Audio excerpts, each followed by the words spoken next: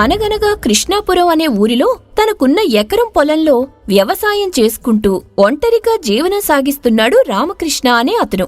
ఎవరినీ పల్లెత్తు మాటాననివాడు. తన పనేదో తను చేసుకుంటూ ఉండేవాడు. అలా ఉండగా రామకృష్ణ ఎప్పటినుంచో పెళ్లి చేసుకోవాలని ఆశపడుతున్నాడు. కాని తనకు సరిపడే పిల్ల ఎక్కడా దొరకడం లేదు.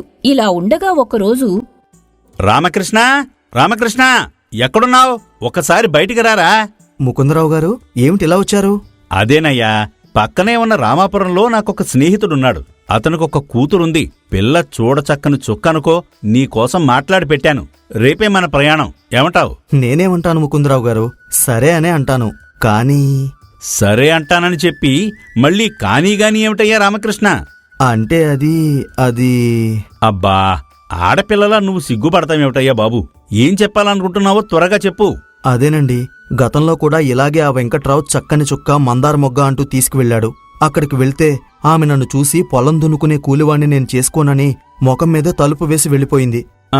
అందుకని ఇలాంటి అందగత్తెలు అంతఃపుర కాంతలు కాకుండా ఏదో గంతకు తగ్గ బొంతలాగా చక్కని చుక్క కాకపోయినా దిష్టి చుక్కైనా పర్వాలేదు, కాని నాతో కలిసిమెలిసి కాపురం చేస్తూ సర్దుకుపోయే పిల్ల ఉంటే చూడండి. ఓరి నీ దుంప తెగ బాలేమన్నావయ్యా నువ్వు. అలాంటిదేమీ జరగదులే, నువ్వేమీ భయపడకు. మరేం లేదండి, అంత్యనిష్ఠూరం కంటే ఆది నిష్ఠూరం మేలు అని చెప్పాను కదా రామకృష్ణ. మనం వెళ్లేది నా స్నేహితుడి దగ్గరికి. పైగా దూరపు చుట్టం. ఇంటి దగ్గర అతిథి మర్యాదలే ఉంటాయి తప్ప అవమానాలుండవు. నాది పూచి. కాబట్టి నువ్వేమీ ఆలోచించకుండా రేపు పెందలకడనే బయలుదేరు. అప్పుడే ఇంట్లోకి ఆనందంగా వస్తున్నాడు రాఘవులు. వస్తూ వస్తూ తన కూతురిని పిలిచాడు. అమ్మా త్రివేణి, తల్లి త్రివేణి, ఎక్కడున్నావమ్మా? ఇలారా. ఏంటి నాన్నగారు, ఏమైంది? ఎందుకంత కంగారు? కంగారు కాదమ్మా, ఆనందం పట్టలేక. ఎందుకు నాన్నగారు అంత ఆనందం? పొద్దున్నే కూరగాయల కోసం అంగడికి వెళితే అక్కడ మన దూరపు చుట్టం ఒక ఆయన కనిపించి నన్ను పలకరించాడు. అలాగా? మరి అతన్ని ఇంటికి ఆహ్వానించాల్సింది కదా నాన్నగారు. అతను తర్వాత ఎలాగూ వస్తాళ్లే కాని అతనొక మంచి శుభవార్త చెప్పాడు తల్లి. అది నీకు చెప్దామని త్వరగా వచ్చాను. ఏంటి? ఆ దూరపు చుట్టూ నాకేదైనా మంచి పెళ్లి సంబంధం ఉందని చెప్పాడా? అవును తల్లి, సరిగ్గా చెప్పావు. అతనికి తెలిసిన కుర్రాడున్నాడట, చాలా మంచివాడట. అతన్ని తీసుకుని రేపొద్దున్నే మన ఇంటికి వస్తానన్నాడు. నాన్నగారు, అంత తొందరగా మాటెందుకు ఇచ్చేస్తారు మీరు? ఇప్పుడంత తొందరెందుకు నా పెళ్లికి? తొందర కాదమ్మా, బాధ్యత. ఆడపిల్లకొక వయసొచ్చాక పెళ్లి చేసి అత్తారింటికి పంపించాలి. లేదంటే ఈ సమాజంలో ఆడపిల్లని కన్న తల్లిదండ్రులు తలెత్తుకుని తిరగలేరు. ఈ సమాజం మమ్మల్ని నానా రకాల మాటలు అంటుంది. అలా అని ఎవరిని పడితే వాళ్ళని వివాహం చేసుకోలేం కదా నాన్నగారు. నీకిష్టం లేకుండా ఎవరికి ఇచ్చి బలవంతంగా పెళ్లి చెయ్యంలే తల్లి. అలా అని పెళ్లి చేయకుండా ఉండలేను. ఎందుకంటే నాకా వయసైపోతుంది. నేనున్నప్పుడే నిన్నొక అయ్య చేతిలో పెడితే నాకు కాస్త ఆనందంగా ఉంటుంది. కాని నాకు నచ్చేవాడు, సరితూగే వరుడు దొరకాలి కదా. ఇలా ఎవరిని పడితే వాళ్ళని నేను చేసుకోలేను కదా.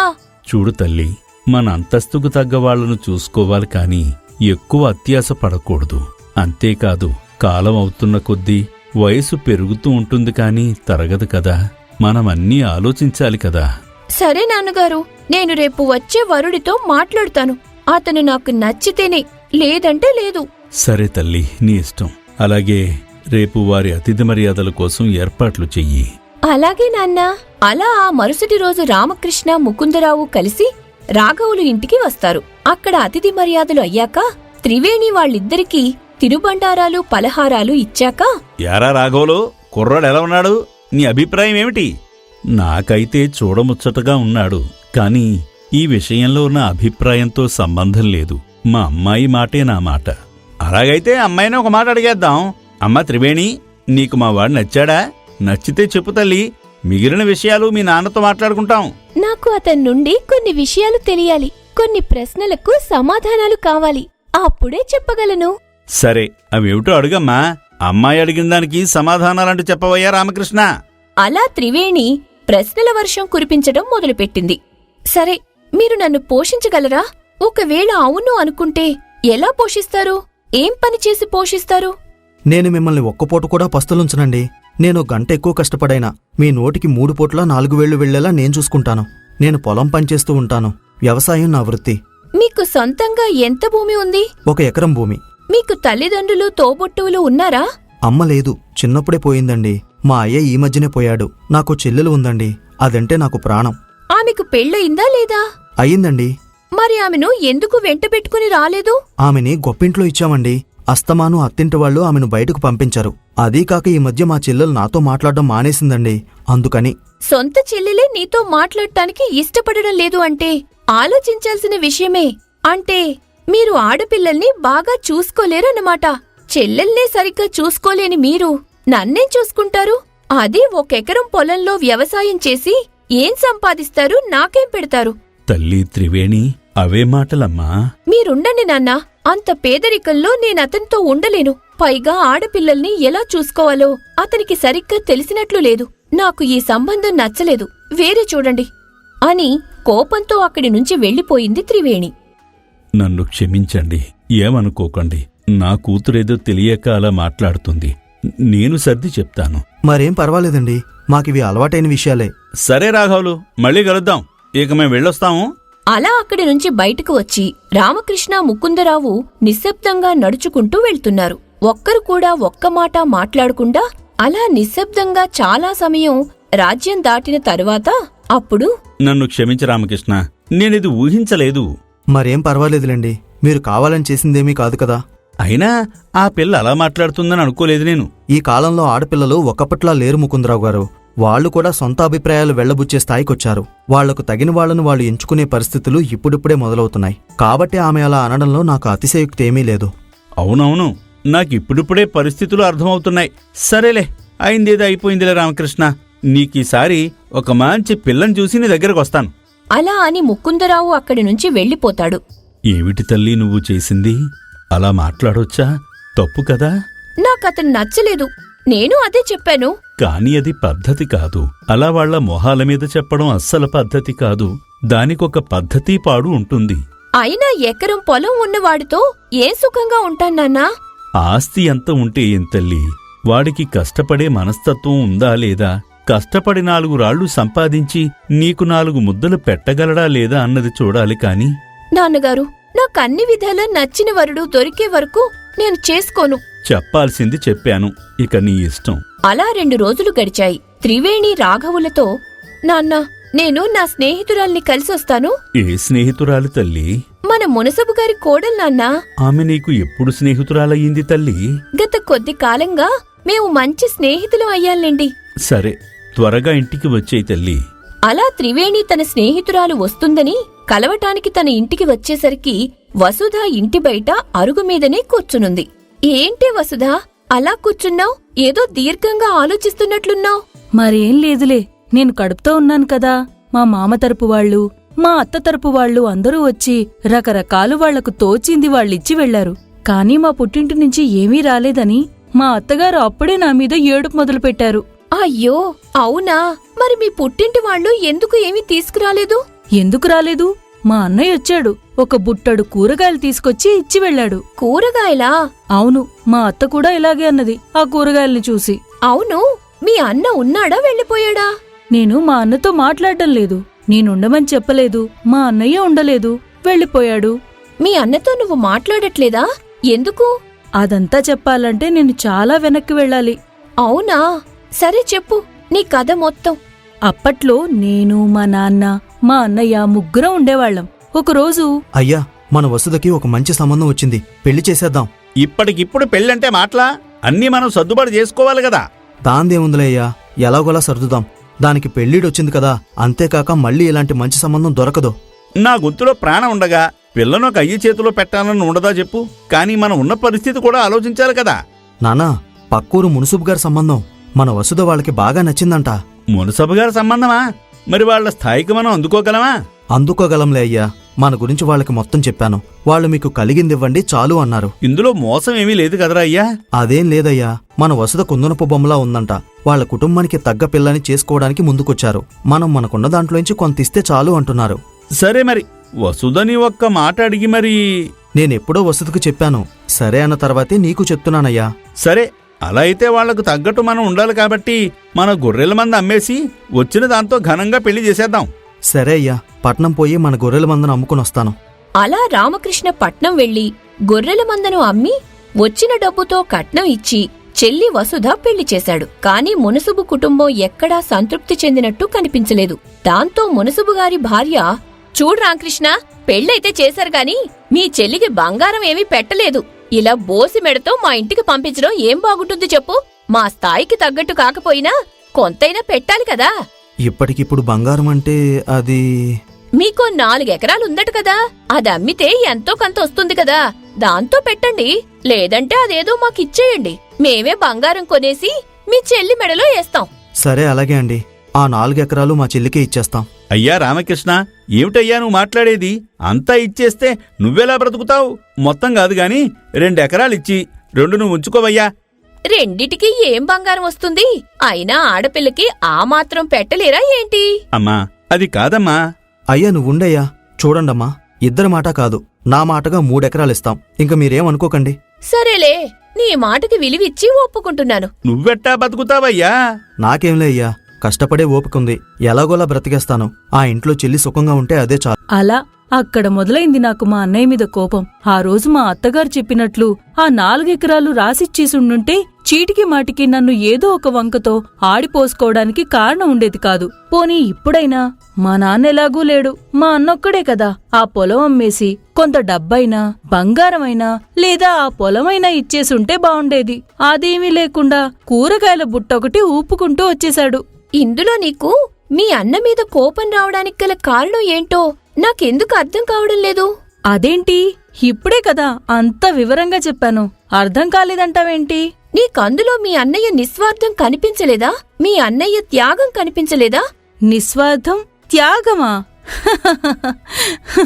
హా, మరి తన కోసం ఆలోచించకుండా మీ నాన్న అన్నా కలిసి అప్పటి వరకు పెంచిన గొర్రెలు మందని అమ్మేసి వచ్చిన డబ్బు మొత్తంతో ఘనంగా నీకు పెళ్లి చేశారు. ఉన్న 4 ఎకరాల్లో 3 ఎకరాలు నీకే రాసిచ్చేశారు. అవేవీ నిస్వార్థంగా చేసిన పనుల్లా అనిపించలేదా నీకు? నీ అన్న తన కోసం కూడా ఆలోచించకుండా కేవలం 1 ఎకరం భూమినుంచుకుని మిగతాది నీకివ్వడం త్యాగంలా అనిపించలేదా?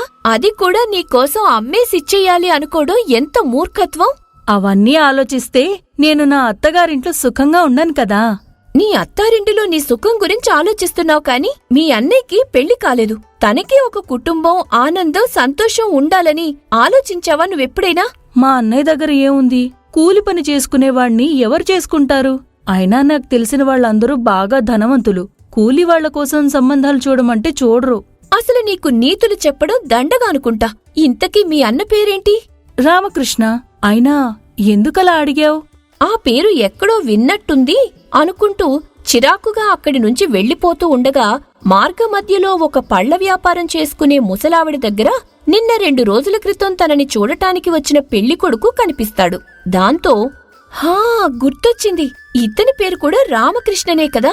కొంపదీసి ఆ వసుధ అన్నయ్య ఇతను కాదు కదా, అడిగితే సరిపోతుంది కదా అనుకుంటూ ఉండగా ముసలామె ఏదో మాట్లాడుతుండడం చూసి కాసేపు వాళ్లు ఏం మాట్లాడుకుంటున్నారో వినాలని పక్కనే ఉన్న చెట్టు ఓరగా నిల్చుని వాళ్ల సంభాషణ వినసాగింది.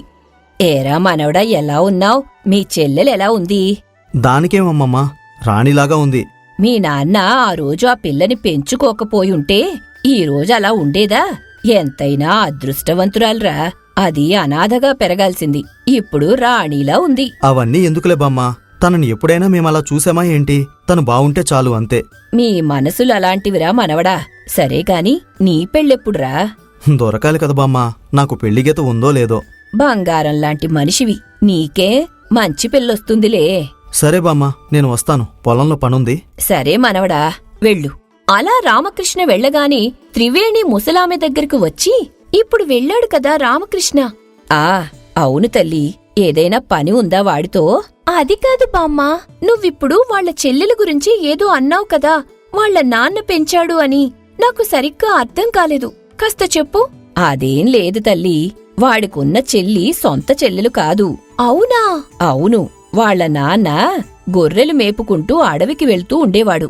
అలా వెళ్ళినప్పుడు ఒకరోజు అడవిలో ఉన్న చిన్న గుడి మెట్ల దగ్గర ఓ చిన్న పిల్ల కనిపించింది. ఆ పిల్లని తెచ్చి పెంచారు. తండ్రి కొడుకు ఇద్దరూ అల్లారు ముద్దుగా పెంచారు. ఉన్న ఆస్తంతా అమ్మి పెళ్లి చేశారు. ఇప్పుడా పిల్ల రాణిలాగా ఉందని మురిసిపోతున్నాడు. అలాగా? సరే బామ్మా, వెళ్ళొస్తాను. ఇంతకీ నువ్వెవరు తల్లి? ఇప్పుడు వచ్చి వెళ్ళాడు కదా నీ మనవడు రామకృష్ణ, అతన్ని కట్టుకోబోయే పిల్లను. నా తల్లే, ఎంత లక్షణంగా ఉన్నావో. అలా అక్కడి నుంచి నేరుగా ఇంటికి వెళ్ళి త్రివేణి తన తండ్రితో, నాన్నా, మొన్న వచ్చాడు కదా నన్ను చూడ్డానికి, ఆ కుర్రాడికి కబురు పెట్టండి, నేనతన్ని పెళ్లి చేసుకుందాం అనుకుంటున్నాను. ఏమిటి తల్లి నువ్వు చెప్పేది? నిజమేనా? అవును నాన్నా, మీరు విన్నది నిజమే, కబురు పెట్టండి. మరి ఆస్తి లేదన్నావు? పర్వాలేదులే, మన దగ్గర కొంచెం ఉంది కదా, అది కూడా తనకిచ్చేస్తే సరిపోతుంది కదా. ఏమిటో ఈ మార్పు? సరే నాన్నా, నువ్వా పని చూడు, నేను మా స్నేహితురాలికి నా పెళ్లి విషయం చెప్పొస్తాను. అలా త్రివేణి వసుధ ఇంటికి మళ్లీ వచ్చి వసుధాతో, చూడు వసుధా, నేను మీ అన్నయ్యని పెళ్లి చేసుకోవాలనుకుంటున్నాను, నువ్వు కూడా తప్పకుండా పెళ్లికి రావాలి. నీకేమైనా పిచ్చా? ఏమీ లేని మా అన్నయ్యం చేసుకుంటానంటావేంటి? ఏమీ లేకపోవడమేంటి? మీ అన్నయ్య దగ్గర బంగారంలాంటి మనసుంది. అడవిలో దొరికిన ఒక అనాథ పిల్లని పెంచి పెద్ద చేసి తనకున్న ఆస్తి మొత్తం ఇచ్చి ఘనంగా పెళ్లి చేసి పంపించి తను పేదవాడిగా ఉండిపోయాడు. అలాంటి బంగారంలాంటి మనిషి ఎక్కడ దొరుకుతాడు చెప్పు? ఏంటి నువ్వు మాట్లాడేది? ఎవరి గురించి మాట్లాడుతున్నావు నువ్వు? నీ గురించి. వెళ్ళి మీ ఊరిలో ఉన్న వాళ్ళని అడుగు. నువ్వెక్కడ దొరికావో, ఎవరికి దొరికావో, ఎలా వాళ్ల ఇంట్లోకి వచ్చావో తెలుసుకో అని అక్కడి నుంచి వెళ్ళిపోతుంది. దాంతో ఏమీ అర్థం కాక అప్పటికప్పుడే తన ఊరికి బయలుదేరి వెళ్లి తన జీవితం గురించి పూర్తి నిజాలు తెలుసుకున్న వసుధ తను ఇన్నాళ్లు ఎంత తప్పుగా ఆలోచించిందో తెలుసుకుని వాళ్ల అన్నయ్య కాళ్లమీద పడి క్షమించమని అడుగుతుంది. అలాగే, నన్ను క్షమించు త్రివేణి, నీ మాటల్లో ఉన్న నిజాల్ని గ్రహించలేకపోయాను. నీవల్లే ఈరోజు నాకు నిజం తెలిసింది. నా కళ్ళు తెరుచుకున్నాయి. నువ్వు నీ తప్పు తెలుసుకుని మారితే అందరికీ సంతోషమే. అయినా నేను కూడా నీకు ధన్యవాదాలు తెలుపుకోవాలి. నాకెందుకు? నేనేం చేశాను? నీవల్లే ఒక ఆడపిల్లకి పెళ్లి చేయటానికి ఒక కుటుంబం ఎంత నలిగిపోతుంది, ఎన్ని త్యాగాలు చేస్తుంది, దాని ఫలితంగా నీ అన్నలాంటి మగవాళ్లు ఎంత చితికిపోతున్నారో, వాళ్లకి ఎందుకు ఆస్తులు అంతస్తులు ఉండవో అన్నీ అర్థం చేసుకున్నాను. ఒక విధంగా నీ వల్ల నాకు కనువిప్పు కలిగింది. ఎలా అయితేనేమి, ఇద్దరిలోనూ మార్పు వచ్చింది. సంతోషం. అలా త్రివేణి రామకృష్ణుల పెళ్లి అందరి సమక్షంలో ఆనందంగా జరిగింది.